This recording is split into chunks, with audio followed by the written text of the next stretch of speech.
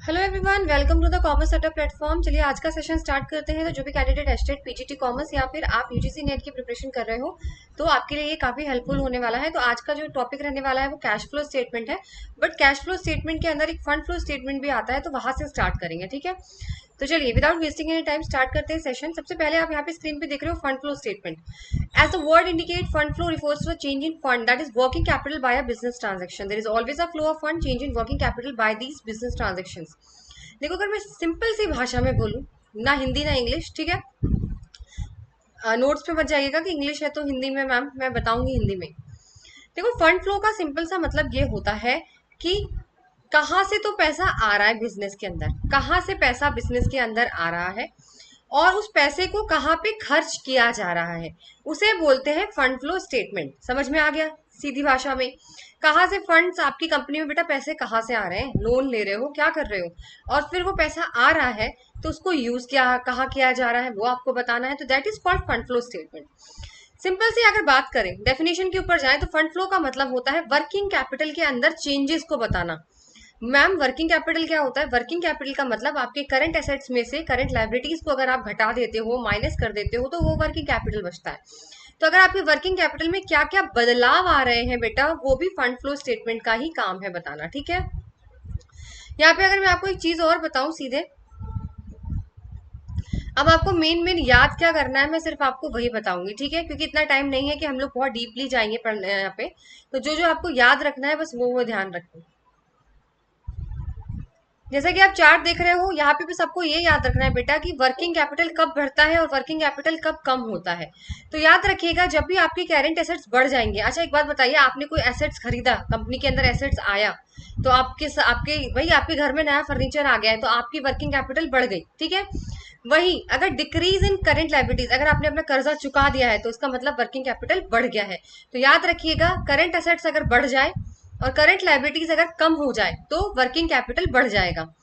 वही अगर मैं केस बात करूं, अगर आपकी करंट एसेट्स कम हो जाए, डिक्रीज हो जाए, और उसका उल्टा कर दो, करंट लाइबिलिटीज अगर इंक्रीज हो जाए, तो वर्किंग कैपिटल बेटा यहाँ पे आपका कम हो जाएगा। कुछ कुछ केसेस में वर्किंग कैपिटल जो है वो नो चेंज का भी आता है। अब नो चेंज का कैसे आता है, यहाँ पे एग्जाम्पल बताती हूँ। सपोज करिए 5,000 रुपए का मैंने एक फर्नीचर खरीदा था, 5,000 का कैश में खरीदा है। तो मेरे पास से कैश तो चला गया बेटा, भाई मेरी कंपनी से कैश तो चला गया, लेकिन बदले में क्या आ गया मैम? सॉरी, बदले में मैंने कोई भी करंट एसेट्स खरीदे हैं, कोई भी करंट एसेट्स बदले में मैंने खरीदे हैं। ठीक है, तो 5,000 का मेरा कैश आ गया। सपोज करिए स्टॉक लगा लीजिए, तो मैंने 5,000 कैश में दे दिया और मेरे पास स्टॉक आ गया। भाई 5,000 का कैश मैंने बेचकर मैंने 5,000 का स्टॉक लिया है। तो आप यहाँ पे ये बताओ कि एक तरफ तो हमारा यहाँ पे कैश जा रहा है, लेकिन एक तरफ हमारा करंट एसेट्स आ भी तो रहा है, तो इसीलिए यहाँ पर no change in working capital आ जाएगा, जीरो। अच्छा मुझे खुद बताओ कि आप 5,000 रुपए दे रहे हो तो कैश आपके यहाँ से चला गया। अब मैम कैश जाना तो मतलब वर्किंग कैपिटल में बदलाव है, लेकिन कैश की जगह करंट एसेट्स भी तो आ रहे हैं आपके यहाँ, तो बराबर नहीं हो गई बात। 5,000 कैश गए, बदले में स्टॉक आ गया, इसलिए यहाँ पे कोई भी वर्किंग कैपिटल चेंज नहीं होगा। लेकिन चेंज कैसे होता है, अगर यहाँ पे 5,000 की जगह बेटा मैंने कोई नॉन करंट एसेट्स में इन्वेस्ट किया होता, कोई नॉन करंट इन्वेस्टमेंट, जैसे मैंने फर्नीचर वगैरह में मैंने फर्नीचर खरीदा होता, तो यहाँ पे चेंज इन वर्किंग कैपिटल बेटा आता। क्योंकि मैंने देखो करंट कैश जो होता है वो करंट एसेट्स के अंदर ही आता है। ठीक है, एक तरीके से तो कैश के बदले मैंने इन्वेस्टमेंट किस में करी है? फर्नीचर, और फर्नीचर होता है non current assets. Non current assets, ठीक है, फर्नीचर क्या होता है?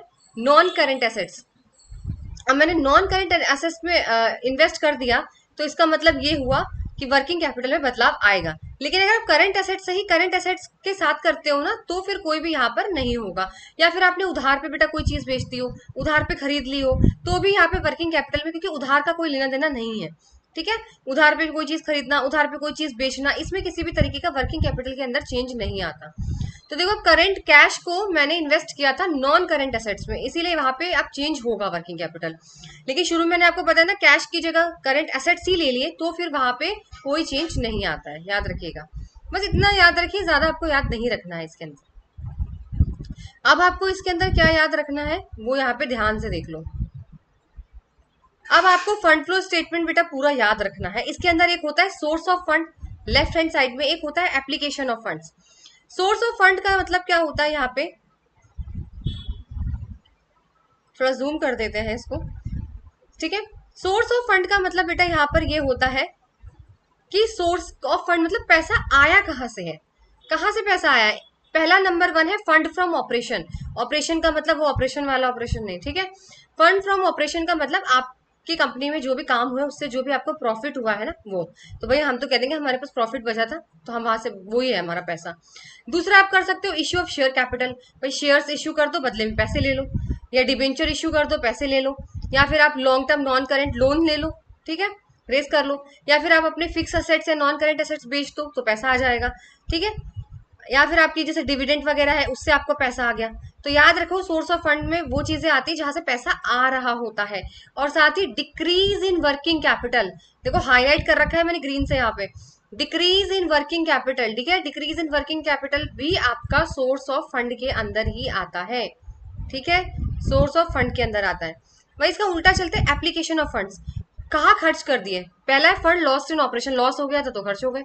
दूसरा redemption of preference share capital, redemption of debentures, हमने भैया डिबेंचर्स होल्डर्स या शेयर कैप जो इक्विटी शेयर उनके वापस कर दिए पैसे, हमने पैसा चला गया। हमने लॉन्ग टर्म लोन वगैरह लिया था वो हमने वापस कर दिया। हमने कोई एसेट खरीद लिया, अब एसेट्स खरीद लिए, फिक्स एसेट्स खरीदे, फिक्स एसेट्स याद रखना, अगर हमने फिक्स एसेट्स खरीद लिए हैं तो फिर पैसे नहीं जाएंगे, फ्री में थोड़ा हमें कोई देगा। डिविडेंड पे कर दिया हमने, टैक्स पे कर रहे हैं हम, तो वो हो गया एप्लीकेशन ऑफ फंड्स। और इंक्रीज इन वर्किंग कैपिटल आपका एप्लीकेशन ऑफ फंड्स के अंदर आता है, क्योंकि जब आपका वर्किंग कैपिटल बेटा जब बढ़ता है यानी आपका करंट एसेट्स बढ़ जाते हैं और आपकी लायबिलिटीज यहाँ पर कम हो जाती है, तो इसका मतलब भी यही होता है कि पैसा आपका यूज किया गया है, ठीक है। चलिए नेक्स्ट आता है cash flow statement, accounting standard 3 के अंदर आता है, पहले बता देती हूँ। अगर एएस 3 की बात करें तो cash flow statement formal document होता है that tracks the actual inflows and outflows of cash and cash equivalent during a specific accounting period. अच्छा एक चीज और बताती हूँ, फंड फ्लो जो होता है ना, दो बैलेंस शीट के बीच का कंपैरिजन बताता है, याद रखना। दो बैलेंस शीट होती है ना, एक साल की बैलेंस शीट अगले साल की बैलेंस शीट, उनके बीच में वो दिखता है कि वर्किंग कैपिटल कितना चेंज हुआ है। लिख लो, इसमें नहीं है तो ओरली बता रही हूँ, ठीक है। दूसरी चीज क्या बताता है मैम, देखो फंड फ्लो हम लोग इसीलिए ही बनाते हैं ताकि हमें वर्किंग कैपिटल का पता चले कितना चेंज हुआ, कारण क्या था। दूसरा फाइनेंशियल पोजीशन के बारे में पता लगाए, ठीक है। अब आते हैं कैश फ्लो स्टेटमेंट। देखो कैश फ्लो स्टेटमेंट होता है गुल्लक का पैसा, इससे सिर्फ नगद से मतलब है। कैश फ्लो का मतलब सिर्फ कैश है और कुछ भी नहीं है, ठीक है, ना कोई उधार ना कोई आउटस्टैंडिंग एक्सपेंसेस, कुछ भी नहीं, कैश ओनली नगद, ठीक है। यानी आपका गुल्लक में जो आप बटोर के पैसा रखते हो वही कैश फ्लो स्टेटमेंट है। ये सिर्फ आपको ये बताता है कितना पैसा गया और कितना पैसा आया, सिर्फ इतना ये बताएगा। लेकिन फंड फ्लो क्या बताता है, कहाँ से पैसा आया और कितना खर्च किया और वर्किंग कैपिटल में क्या चेंज आया। लेकिन कैश फ्लो है सिर्फ ये देखता है कितना कैश आया कितना कैश गया, ठीक है।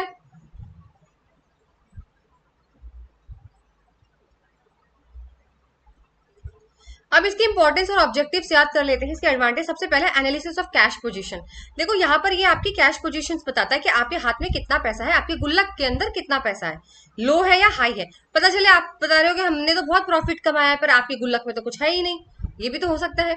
दूसरा है इवेल्युएशन ऑफ लिक्विडिटी, अभी आपके पास ये भी देखता है कि आपके पास इतना कैश है कि आप अपने कर्जे, छोटे मोटे जो कर्जे होते हैं करेंट ऑब्लिगेशन, उसको आप टाइम पे पूरा कर सको, है आपके पास इतना कैश। तीसरा है फैसिलिटेट द परफॉर्मेंस कंपैरिजन, ठीक है, ये सिंपल से कंपैरिजन करता है परफॉर्मेंस को, कितना कैश इस साल कितना कैश आया, इस अकाउंटिंग पीरियड में कितना कैश गया। फिर है फॉर्मुलेशन ऑफ पॉलिसीज, देखो बेटा यहाँ पे अगर आपके पास इनफ कैश होगा तभी तो आप पॉलिसी बना सकते हो आगे चल के, अगर नहीं है पैसा तो फिर आप कहोगे खर्चा कम करो, फिक्स एसेट्स मत खरीदो, लोन मत लो, है ना, डिविडेंड मत दो। लेकिन अगर पैसा है, कैश है, तो फिर डिविडेंड दीजिए, अपने कंपनी को बढ़ाइए, प्रोजेक्ट को बढ़ाइए, लोन लीजिए, ना ऐसे कर सकते हो। शॉर्ट टर्म कैश प्लानिंग, ये बहुत छोटे टाइम के लिए किया जाता है लेकिन फंड फ्लो लंबे टाइम के लिए किया जाता है। क्लासिफिकेशन ऑफ एक्टिविटीज, इसके अंदर 3 एक्टिविटीज होती है, operating, investing and financing. Estimating the future cash flows, बिल्कुल ये आपको आगे की फ्यूचर के बारे में बताता है कि आगे कितना कैश आपको मिलने वाला है, पिछला हिसाब देखकर आपको समझ में आ जाएगा कि आगे हम लोग कितना कैश जनरेट कर सकते हैं। फिर है यूटिलिटी टू एक्सटर्नल एनालिसिस्ट, इसमें क्या होता है, जो बाहर वाले होते हैं, बैंकर होते हैं, जो आपकी कंपनी में इन्वेस्टर्स होते हैं, क्रेडिटर होते हैं, बेटा वो आपकी हेल्थ तो देखेंगे ना कंपनी की, कि भाई इनके पास कैश भी है कि नहीं, इनकी हालत कितना है, प्रॉफिट तो ये दिखा रहे हैं, इनके पास कैश कितना है, ये क्या इनके पास इतना कैश है, लिक्विडिटी है इनके अंदर, ये सारी चीजें बाहर वाले जरूर देखते हैं, तभी वो आपको बैंक लोन देगी, तभी आपकी कंपनी में लोग इन्वेस्ट करेंगे, तो ये बहुत जरूरी है। इसके कुछ लिमिटेशंस होती है, सबसे पहला लिमिटेशन है problem of true liquid position, देखो मैंने अभी आपको बोला ये सिर्फ ये बताता है कितना कैश आया कितना कैश गया, ट्रू फाइनेंशियल पोजीशन नहीं बताता है ये, ठीक है। दूसरा, not a substitute for income statement, यानी ये प्रॉफिट भी नहीं बताएगा, सिर्फ कैश आ रहा है कैश आ रहा है ये भी नहीं बताएगा कि कितना प्रॉफिट हुआ है। भाई ये तो बहुत जरूरी है ना जानना कि हमारी कंपनी को कितना प्रॉफिट हुआ है। इस क्यों मैम क्यों नहीं पता लगा पाता ये, क्योंकि बेटा ये नॉन कैश आइटम्स लिखता ही नहीं है, इस ये डेप्रिसिएशन लिखता ही नहीं है ये, और बाकी चीजें नॉन कैश आइटम्स जो सिर्फ ये नगद नगद से इसको मतलब है, बाकी की चीजें कहाँ जाएंगी, तो बाकी की चीजें नहीं होंगी तो फिर प्रॉफिट कैसे पता लगाओगे। नेक्स्ट है not a replacement for fund flow, तो ये ओवरऑल फाइनेंशियल पोजीशन बिल्कुल नहीं दिखाता जैसे फंड फ्लो दिखाता है, ठीक है। तो इसीलिए इसको क्या करते हैं, इजिली कोई भी हेरा फेरी कर सकता है कैश फ्लो स्टेटमेंट में, याद रखना। अब देखो इसके तीन टाइप होते हैं, ऑपरेटिंग, इन्वेस्टिंग एंड फाइनेंसिंग, ठीक है, यहां से क्वेश्चन आता है आपका। अगर मैं ऑपरेटिंग की बात करूं तो बेटा यहाँ पे ये देखा जाता है, यहाँ पे डे टू डे खर्चा, आपका बिजली का बिल, आपका रेंट, आपकी सैलरी, वेजेस लोगों को दिया जा रहा है, वो सारी चीजें ऑपरेटिंग एक्टिविटीज के अंदर आती है। इन्वेस्टिंग की बात करूं तो यहाँ पर आपकी concern with buying and selling property, plant and equipment, simple सी बात है, बड़ी बड़ी चीजों में इन्वेस्ट करना, लॉन्ग टर्म इन्वेस्टमेंट, चाहे प्लांट मशीनरी खरीद रहे हो, नॉन करेंट इन्वेस्टमेंट्स कर रहे हो, बड़ी बड़ी चीजें करना, खरीदना या बेचना, इन्वेस्टिंग एक्टिविटीज। फाइनेंसिंग का मतलब होता है कर्जा लेना, सिंपल सी बात है भाई, कहाँ से फाइनेंस आ रहा है, पैसा कहाँ से ले रहे हो, डिवेंचर्स इश्यू कर रहे हो, क्या कर रहे हो। अब इसके अंदर आपको समझना पड़ेगा कौन सा इनफ्लोज है कौन सा आउटफ्लो है। अगर मैं ऑपरेटिंग की बात करूं तो पैसा आता भी है पैसा जाएगा भी, भाई डे टू डे में है, बिल दे रहे हो तो आपके पास रॉयल्टी भी आएगी, कमीशन भी आएगा, है ना, दोनों चीजें होंगी ना। तो कौन कौन से इनफ्लोज आते हैं बेटा, देखो सबसे पहले कैश सेल्स, अगर आप कोई भी चीज अपना सामान बेच रहे हो, फैक्ट्री अपना प्रोडक्ट बेच रही है तो पैसा आएगा। डेटर से पैसा आएगा, जिनको आपने उधार पे पैसे दे रखे, उधार पे सामान बेचा था उनका पैसा आएगा, तो वो इनफ्लो है। कमीशन मिल रहा है, फीस मिल रही है, रॉयल्टी मिल रही है, तो पैसा आ रहा है, यानी इनफ्लो है। आउटफ्लो क्या होता है मैम, परचेज, आपने कोई चीज खरीदी बेटा, रॉ मटेरियल खरीदा सप्लायर से, या आपने सप्लायर से उधार पे लिया हुआ था, उसको आप पैसे दे रहे हो क्रेडिटर को, तो पैसा जा रहा है। इनफ्लो मतलब आना, क्या आउटफ्लो मतलब जाना, वेजेस दे रहे हो, टैक्स दे रहे हो, ठीक है। अब यहाँ पे एक छोटी सी यहाँ पे लाइन है, in the case of financial companies, अगर आपको बेटा इंटरेस्ट रिसीव हो रहा है, डिविडेंड रिसीव हो रहा है, तो वो ऑपरेटिंग एक्टिविटीज में आता है, अगर फाइनेंशियल कंपनी है तो, इसको याद रख लीजिएगा। अगर फाइनेंशियल कंपनी है और आपको किसी भी तरीके का इंटरेस्ट मिल रहा है, किसी भी तरीके का डिविडेंड मिल रहा है, तो वो ऑपरेटिंग एक्टिविटीज के अंदर आता है। या आप किसी भी तरीके का इंटरेस्ट पे कर रहे हो, ठीक है, या सिक्योरिटी सेल या परचेज कर रहे हो, तो वो ऑपरेटिंग एक्टिविटीज के अंदर आता है, क्योंकि सिक्योरिटीज जो होती है वो इन्वेस्टिंग के अंदर आती है। लेकिन अगर फाइनेंशियल कंपनीज है तो ये ऑपरेटिंग के अंदर आएंगी, ये पॉइंट नोट कर लेना। दूसरा है इन्वेस्टिंग, इन्वेस्टिंग के अंदर आप बड़ी बड़ी चीजों को खरीदना या बेचना, अब बेच सेल करोगे तो पैसा आएगा, फिक्स असेट्स, इन्वेस्टमेंट सेल करोगे तो पैसा आएगा, इंटरेस्ट रिसीव करोगे, डिविडेंड लोगे तो पैसा आएगा। उल्टा कर दो, फिक्स असेट खरीदोगे तो पैसा जाएगा, इन्वेस्टमेंट कहीं पैसा लगाओगे तो पैसा जाएगा। फाइनेंसिंग का मतलब होता है कहाँ से सोर्सेस आएंगे, सबसे पहला कैश इनफ्लो, अगर आपने शेयर्स बेचे कैश में बेचे तो कैश आ जाएगा, डिबेंचर्स बेचे तो कैश आ जाएगा, किसी से उधारी लिए है लॉन्ग टर्म के लिए तो पैसा आ जाएगा। आउटफ्लो क्या होगा, जाएगा जब जब लोन चुकाओगे बेटा, जब आप शेयर होल्डर के पैसे वापस करोगे, ठीक है, डिविडेंड पे करोगे, इंटरेस्ट पे करोगे, तो कैसा यहाँ पे कैश आउटफ्लो होगा। इसका फॉर्मेट है, ये एक बार जरूर ध्यान से देख लेना, ये पूरा फॉर्मेट होता है इसका बेटा, ठीक है, कैश फ्लो स्टेटमेंट का, जहाँ पे आपकी ऑपरेटिंग एक्टिविटीज आती है, cash receipt from customer, cash paid, receipt paid दोनों आएगी, उसको कैलकुलेट करके ऑपरेटिंग निकाला जाता है। फिर इन्वेस्टिंग आती है, जिसमें interest receive, dividend receive, sale, purchase, fix, non current assets. फिर आपके आपके यहाँ पर फाइनेंसिंग आती है, शेयर इश्यू करना, repayment of loan, interest paid, dividend paid. फिर यहाँ पे आप नेट इंक्रीज और डिक्रीज निकालते हो, ठीक है, इस तरीके से फॉर्मेट में देख लो। याद रखना, जो चीज पे करोगे वो माइनस में जाएगा, जहां पैसा आउटफ्लो में जा रहा है वहां माइनस में जाएगा, याद रखना। कैश रिसीव हो रहा है कस्टमर से तो प्लस में लिखना, कैश पे कर रहे हो, दे रहे हो कैश, तो माइनस में लिखना, तभी कैलकुलेट करना, नहीं तो गलत आंसर आएगा। टैक्स पे कर रहे हो माइनस में लिखना, अदर रिसीट्स रिसीव कर रहे हो तो प्लस में लिखना। ऐसे ही परचेज कर रहे हो फिक्स असेट्स, तो मैम हमने फिक्स असेट्स खरीदा, हमने फर्नीचर खरीदा, तो बदले में पैसे गए, तो पैसा जाना माइनस में लिखना, याद करके। लोन पे किया है माइनस में करना, इंटरेस्ट पे किया है माइनस में करना, पेमेंट वाली सारी चीजें माइनस में करना जहां पैसे जा रहे हो, नहीं तो आंसर गलत निकलेगा। और लास्ट में आप कैश भी यहाँ पे निकालते हो। अब यहाँ पे मेन है ये वाला पॉइंट, अगर आपको विजिबल नहीं है तो मैं वन बाय वन यहाँ पे पढ़ के बताने वाली हूँ। कैश फ्लो और फंड फ्लो में डिफरेंस जरूर याद रख लेना। सबसे पहले फंड फ्लो स्टेटमेंट बेटा जो होता है वो आपके फाइनेंशियल स्टेटस को दिखाता है, यानी वो आपका फाइनेंशियल पोजीशन दिखाता है कि आपकी क्या हालत है कंपनी की।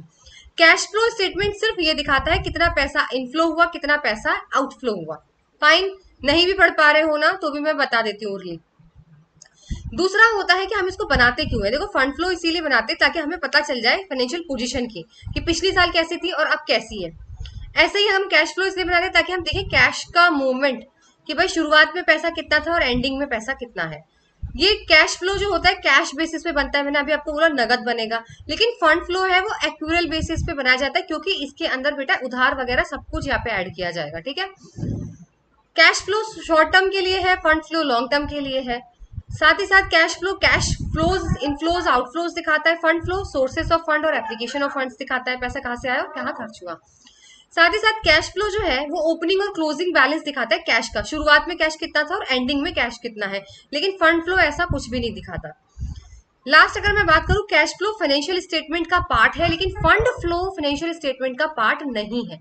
ये आप लोगों को बिल्कुल ध्यान रखना है, इसमें सिर्फ इतना ही याद करने का है। ठीक है, बाकी अगर न्यूमेरिकल भी आ जाते तो मैंने आपको बता दिया कैसे आपको प्लस माइनस करना है। ठीक है, जो चीज पैसा आ रहा है तो उसको प्लस में लिखना, जा रहा है माइनस में लिखना, और एंड में आपका कैश आ जाता है। तो ये था अभी का सेशन, क्योंकि इतना ज्यादा नहीं है कि हम लोग बहुत डीपली, मैंने मेन यहाँ पे बता दिया आपको कि क्या क्या आपको बस पढ़ना है एग्जाम के पॉइंट ऑफ व्यू से। ठीक है, चलिए सेशन अच्छा लगे तो कमेंट जरूर करिएगा। तब तक आपसे मिलते हैं नेक्स्ट सेशन में। Till then goodbye, take care.